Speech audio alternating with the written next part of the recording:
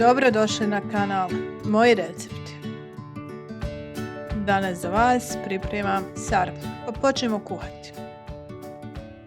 Prvo ću listke kiselog kupusa potopiti u vrelu vodu nekoliko minuta, a u međuvremenu ću pripremiti filo. Na pola kilograma mesa dodat ću jednu glavicu luka koji sam sitno narezala, jednu mrkvu, malo peršuna i 5 kašika riže, malo pouljiti, posoliti,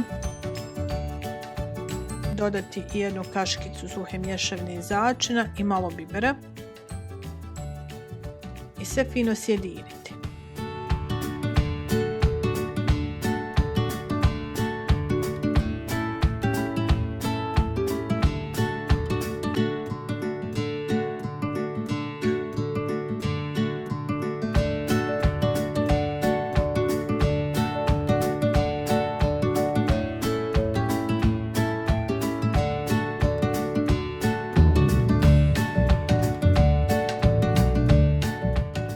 List kupusa prvo prepoloviti i odstraniti središnji zadebljani dio, a zatim svaku polovicu na još 2 ili 3 dijela u zavisnosti od veličine lista.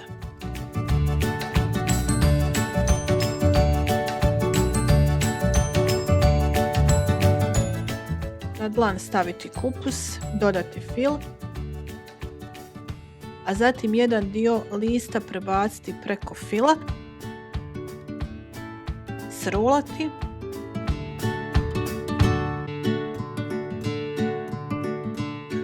a preostali kupus ugurati prema unutra.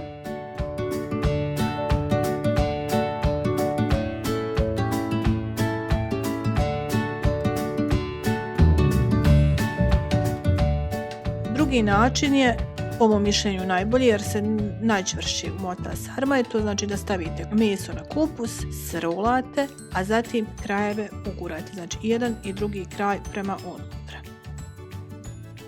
Uglavnom prilagođavate se prema debljini listke kupusa.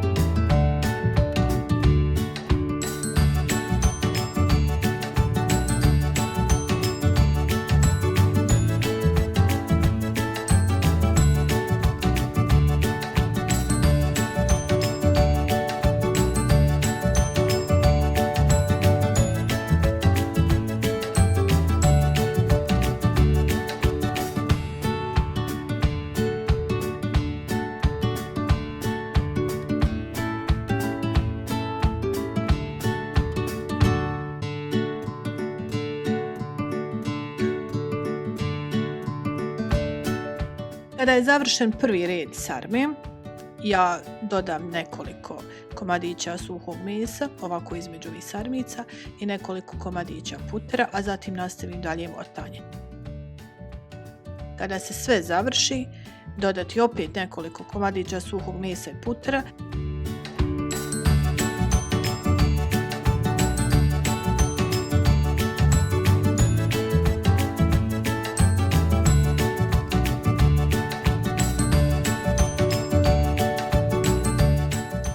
malo pouljiti, posoliti,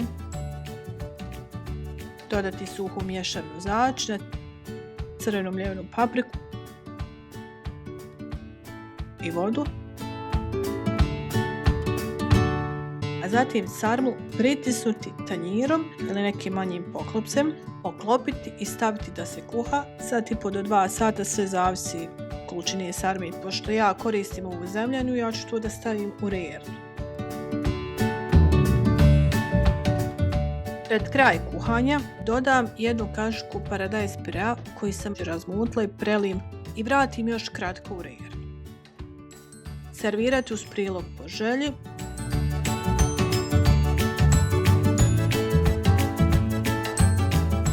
Prijatno!